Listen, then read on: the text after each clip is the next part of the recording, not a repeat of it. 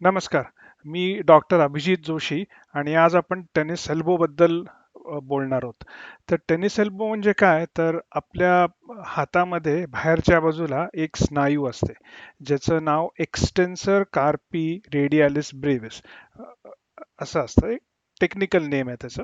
म्हणजे कुठे असते? तर आपण हे जर बघितलं तर इथे ह्या बाजूला खूप वेळेला पेशंट येतात आणि सांगतात की इथे बाहेरच्या बाजूला इथे खूप दुखतंय.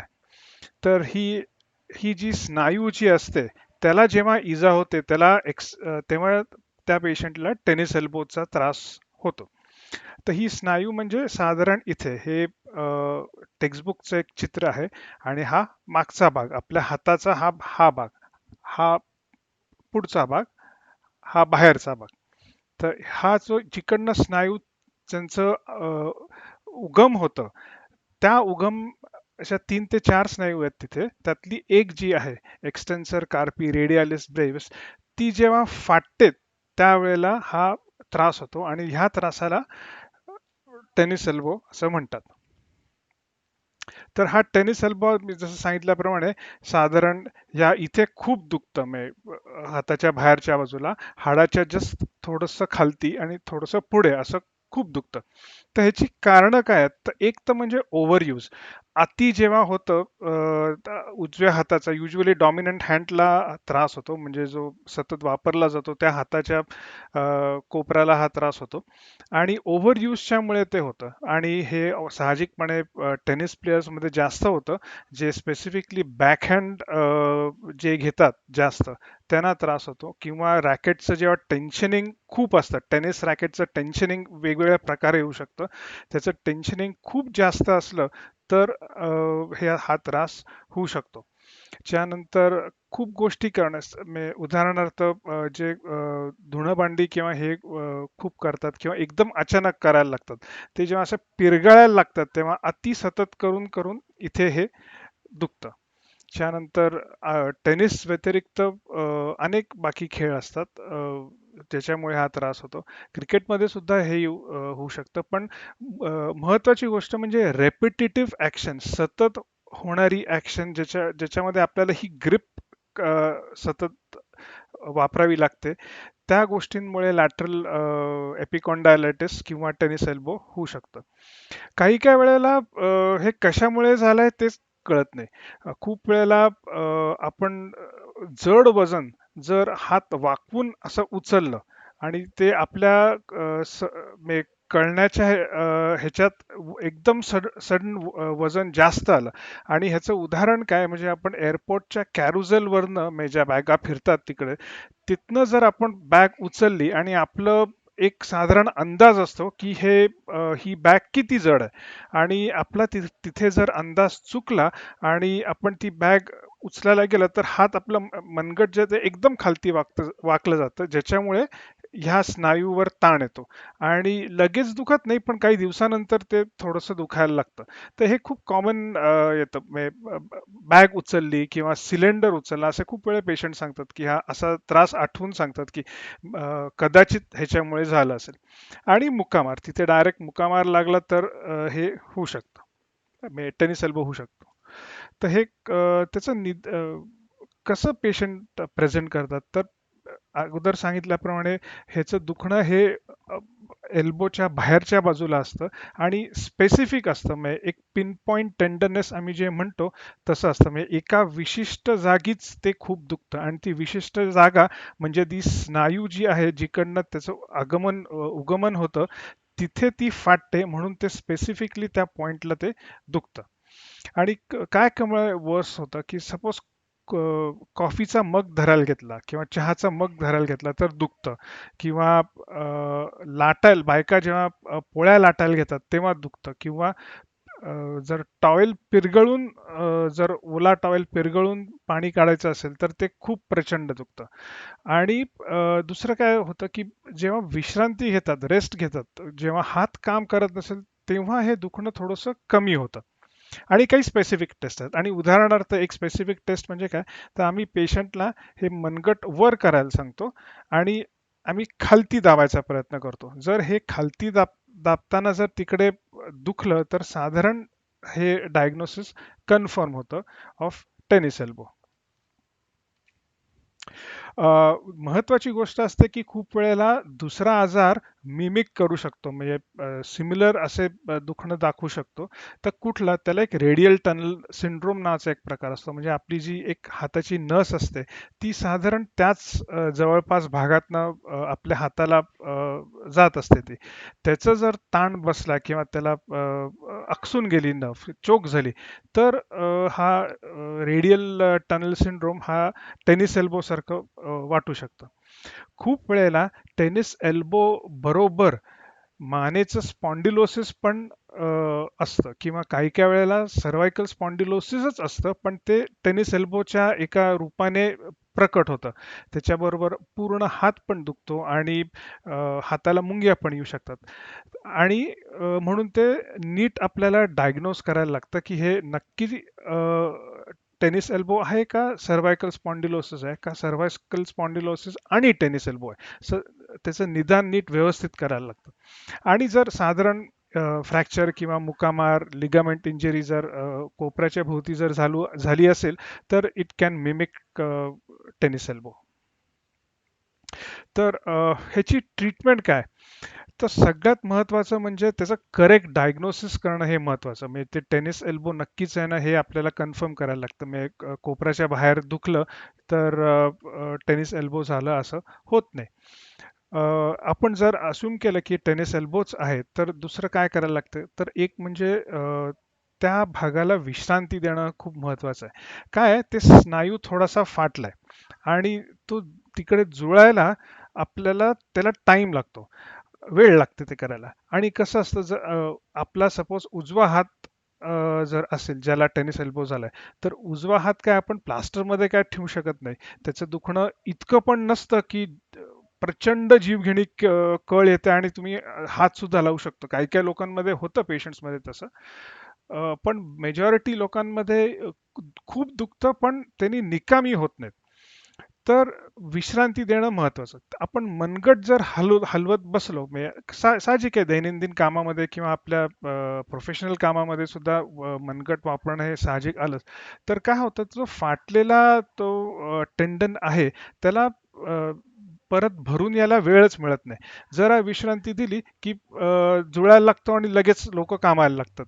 कामाला लागलं की, किंवा जड वजन उचललं किंवा त्याच्यावर लोड दिला, तर तो लगेच परत टेंडन फाटतो.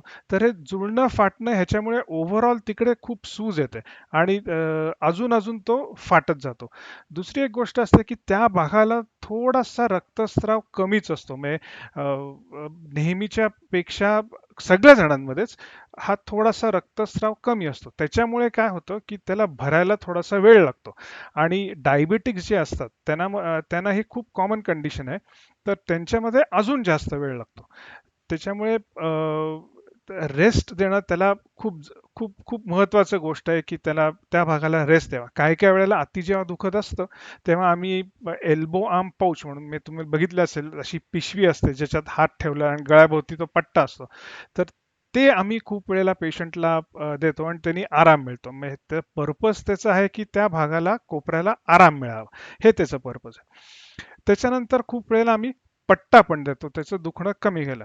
हे इथे तुम्ही बघताय, हा पट्टा जो आहे तो कोपऱ्याच्या खालती लावायला लागतो आणि त्यांनी तिकडच्या स्नायू जी फाटलेली आहे त्या स्नायूला थोडासा आधार मिळतो आणि त्यांनी त्याचं जे एक्सकर्शन असतं, म्हणजे जेवढी स्नायू हलते तेवढी हलत नाही आणि त्याच्यामुळे दुखणं पण कमी होतं. त्याच्यामुळे ब्रेस काही काही वेळेला देणं गरजेचं असतं, कारण का पेशंटना खूप दुखतं. सूज कमी करायची औषधं साहजिकपणे द्यायला लागतात. सूज आणि दुखणं कमी करायचं. काही काही लोकांना ही औषधं जास्त प्रमाणात द्याव्या लागतात. ओरल स्टिरॉइड्स द्यायला लागतात जर खूप त्रास होत असेल. आणि टेनिस एल्बोचं असं असतं की तो सहजपणे एक 5-10 दिवस गोळ्या घेतल्या आणि तो कमी झाला आणि निघून गेला, तसं होत नाही. 99% लोकांमध्ये ते साधारण 2 महिने, 2.5 महिने असं कमी जास्त होत जातं. More of a nuisance value सारखं असतं ते, की धड अति पण दुखत नाही की ज्याच्यामुळे प्लास्टरमध्ये हात घालावा समथिंग सिमिलर, किंवा अजिबात पण नाही दुखत आहे. त्यामुळे असं तर थोडंसं नॅगिंग पेन सतत असतं. त्यामुळे बऱ्यापैकी लोकांना साधारण 2.5 ते 3 महिने लागतात दुखणं कमी करायला लागलं. आणि डायबेटिक्स असतील ज्यांचे शुगर कंट्रोल नाही त्यांना मे बी जास्त वेळ सुद्धाही लागू शकतो. पण हा साधारण अंदाज आहे, रेंज असते ती साधारण 6 आठवडे ते 12 आठवडे, ही साधारण एक रेंज आहे. गोळ्या औषधं घ्यायला लागतात सूज कमी करण्याचे, मी सांगितल्याप्रमाणे काय काय वेळेला पॉवरफुल पेन किलर्स घ्यायला लागतात, ज्यामुळे ते काही दिवस घ्यायला लागतं, ज्याच्यामुळे सूज कमी होते. बर्फानी शेकणं हे खूप महत्वाचं आहे. म्हणजे लोकल आईस ॲप्लिकेशन आणि खालच्या डिस्क्रिप्शनमध्ये आईस फोमेंटेशन किंवा बर्फानी कसं शेकायचं ह्याचं एक लिंक आहे, ते तुम्ही बघू शकता. आणि ते डिटेलमध्ये स्टेप बाय स्टेप इन्स्ट्रक्शन्स आहेत की बर्फानी कसं शेकायचं.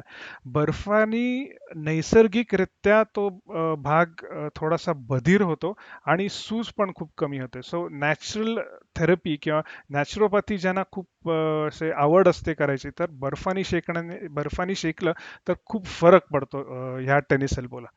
काही काही वेळेला आपल्याला तिकडे नर्व्ह ब्लॉक इंजेक्शन्स द्यायला लागतात, स्पेशली इफ जर सर्वायकल स्पॉन्डिलोसिस असेल तर मग आपल्याला नर्व्ह ब्लॉक इंजेक्शन्स मी देतो.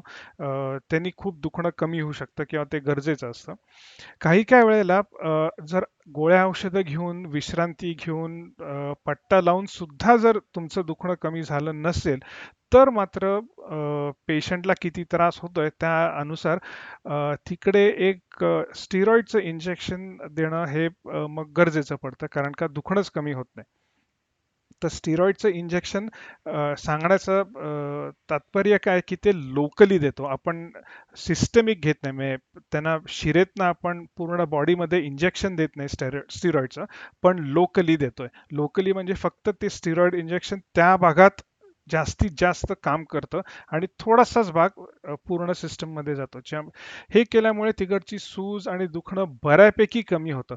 तर डिपेंडिंग ऑन त्रास किती आहे, तुम्हाला इथे साधारण ह्या एरियाला इंजेक्शन दिलं की काही आठवडे बऱ्यापैकी कमी होतं. मग एक साधारण 1.5, 2 महिने 3 महिने कमी होतं.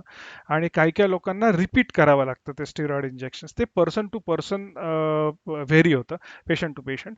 आणि हे खूपदा जी लोक रेस्ट घेत नाही, स्टिरॉइडचं इंजेक्शन दिलं किंवा गोळ्या औषधं घेतलं म्हणून ज्या गैरसमजत असतात की आता माझं दुखणं निघून गेलं आणि ते परत से उदाहरणार्थ टेनिस खेळायला लागतात, तर त्यांना परत हा त्रास उद्भवू शकतो. म्हणून थोडी रेस्ट घेणं महत्वाचं आहे. अगदीच जर काहीच जर 2-3 स्टिरॉइड इंजेक्शन घेतली आणि तरीही बरं नाही झालं, तर काही काही वेळेला याचं शस्त्रक्रिया करायला लागते. पण ही रिलेटिव्हली रेअर आहे.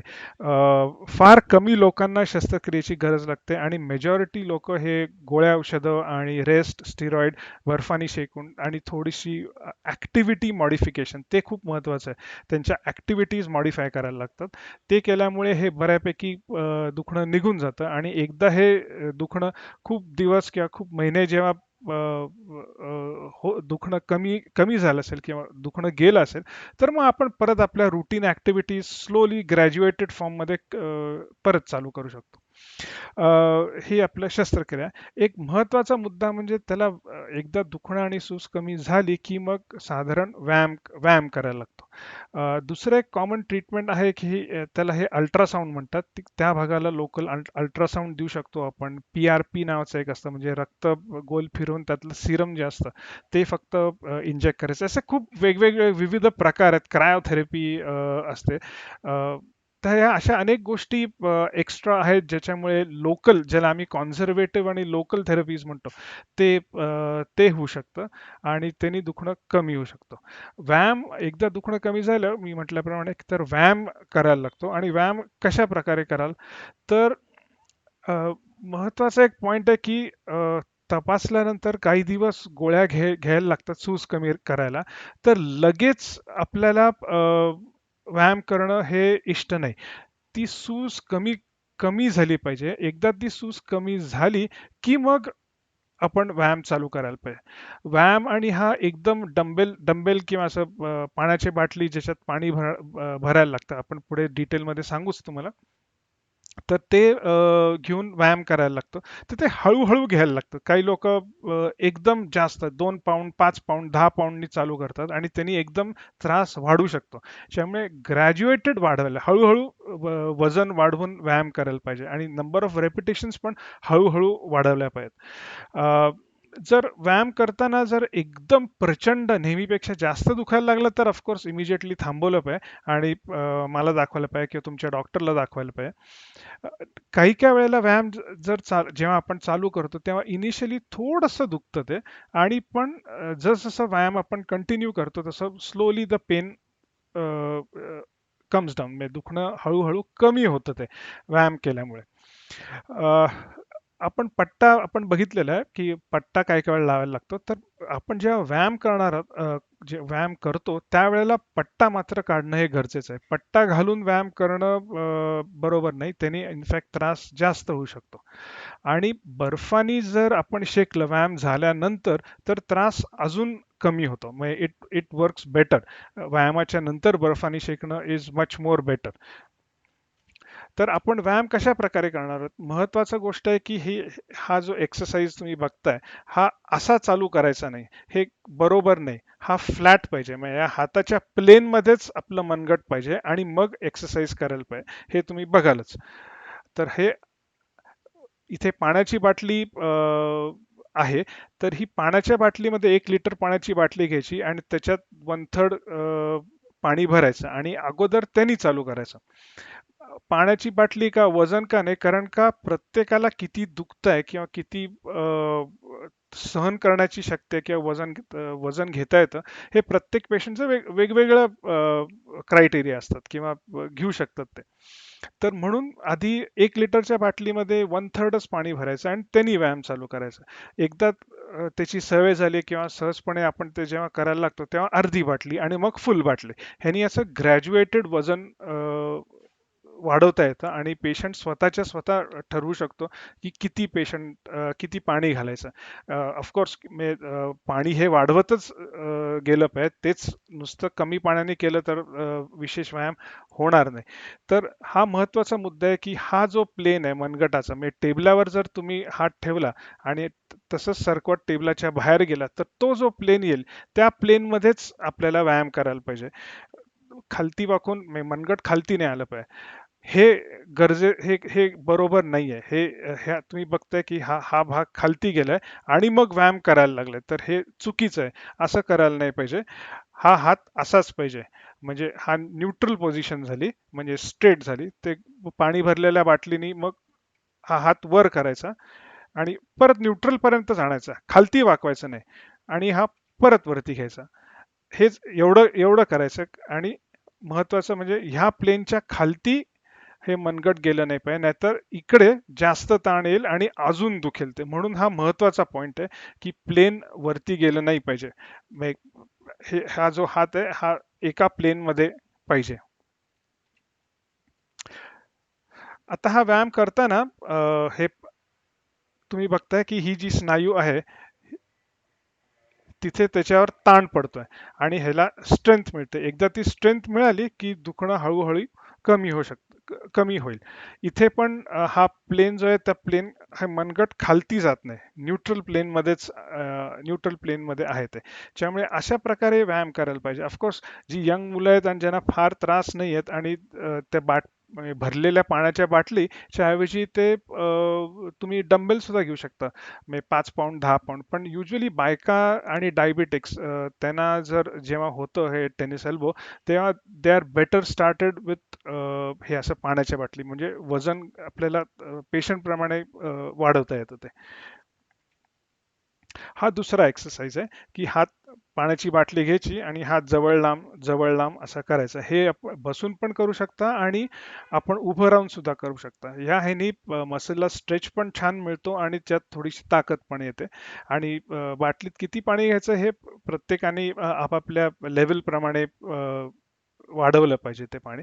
तर हा एक्सरसाइज हे हे 2 एक्सरसाइजेस मी तुम्हाला जे सांगितले हे डॉक्टरने किंवा मी तुम्हाला तपासून मग ॲडवाईस केले तेव्हाच करायला पाहिजे. अगोदर जर केले तर ह्यानी जास्त त्रास होऊ शकतो आणि पेशंटला अजून नुकसान होऊ शकतं. त्यामुळे सूज कमी आणि दुखणं कमी झाल्यानंतरच हे ग्रॅज्युअली चालू करायला पाहिजेत. मग इनिशियली दिवसातून 3 ते 5 रेपिटेशन्स दिवसातून 2 वेळा आणि फार दुखणं नसेल तर मग ह्या रेपिटेशन्स आपण वा वाढवत जातो.